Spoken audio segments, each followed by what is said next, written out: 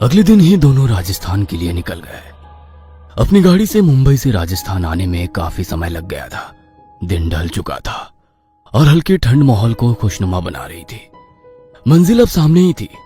3 मंजिला इमारत सामने से देखने में काफी रहस्यमयी नजर आ रही थी।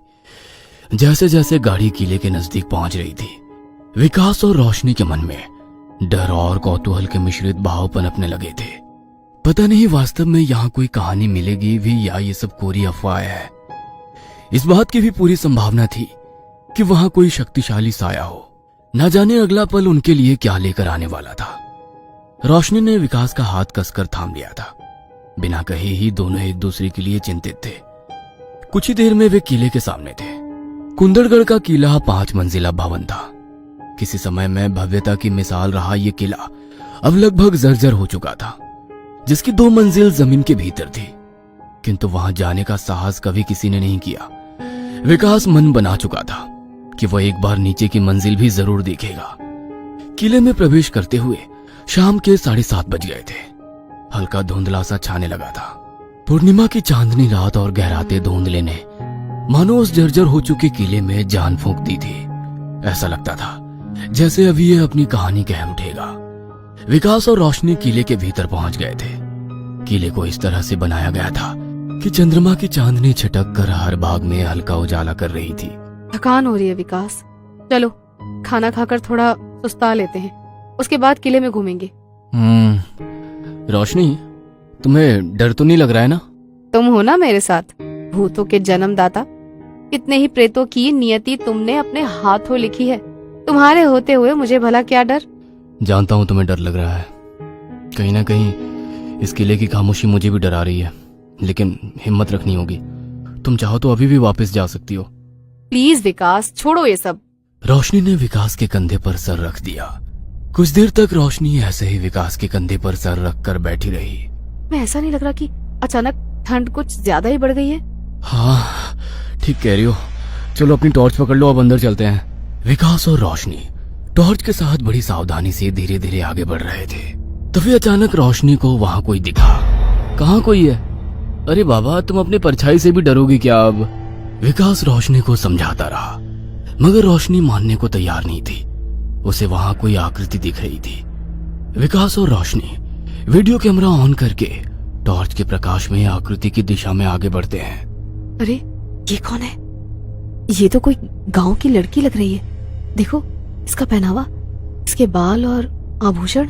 आजकल ऐसे कपड़े कौन पहनता है? लेकिन ये इतनी रात को यहाँ क्या कर रही है? तभी वो लड़की पलटकर उनकी ओर देखती है। बेहद खूबसूरत सी लड़की, पैरों में मोटी मोटी झांझर पहने, तनखे तक की लंबाई वाला घाघरा और लाल रंग की सुंदर सी चोली, महावर से रंगे हाथों को अपने चेहरे पर ढककर वो टॉर्च की रोशनी से बचने का प्रयास करने लगती है। विकास सकपकाकर टॉर्च बंद कर देता है। जैसे ही दोबारा टॉर्च ऑन होता है, लड़की अपनी जगह से गायब हो चुकी होती है। विकास और रोशनी के हाथ पांव ठंडे पड़ने लगते हैं। विकास फटी हुई आंखों से रोशनी की ओर देखता है।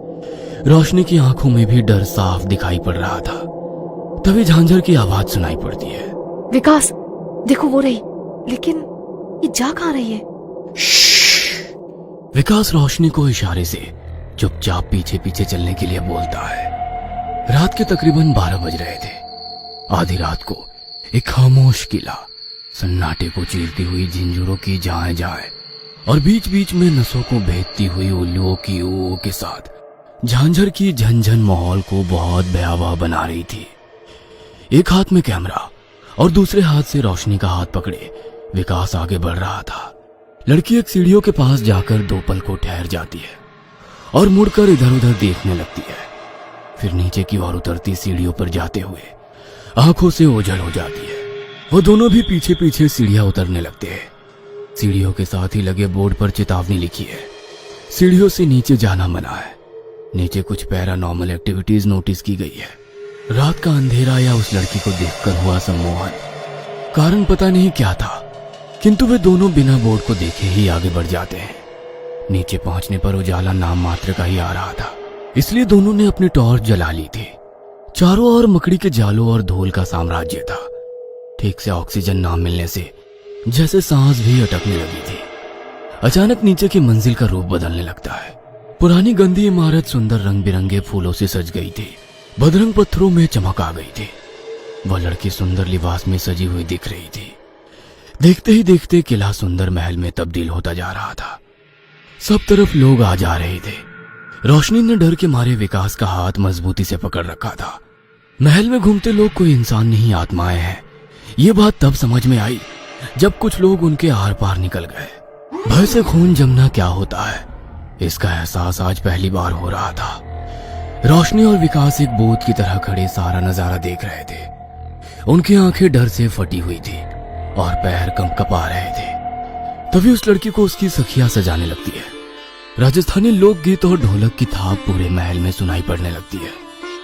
वहां होती अफरा तफरी से ऐसा लग रहा था मानो कोई उत्सव या ब्याह का माहौल हो। तभी एक सैनिक जैसा दिखने वाला आदमी आकर इशारों में कुछ कहने लगता है। उसकी बात सुनकर हर तरफ रोना पीटना मच जाता है और महल की सारी औरतें एक जगह इकट्ठे होने लगती हैं। अचानक ही सारे पुरुष हथियार लेकर बाहर की ओर भागने लगते हैं। कुछ पल के बाद एक सैनिक गर्दन झुकाकर शोक समाचार सुनाता है। राजकुमारी जी, कुंवर सा नहीं रहे। नहीं। सा केवल कुंवर सा ही नहीं, आपके भाई और पिताजी भी युद्ध में वीरगति को प्राप्त हो गए। ब्याह से पहले ही जिस कुंवर ने मेरे मान की खातिर अपनी जान दे दी, मैं प्रण लेती हूँ उस कुंवर के अलावा कोई मुझे छू भी ना सकेगा।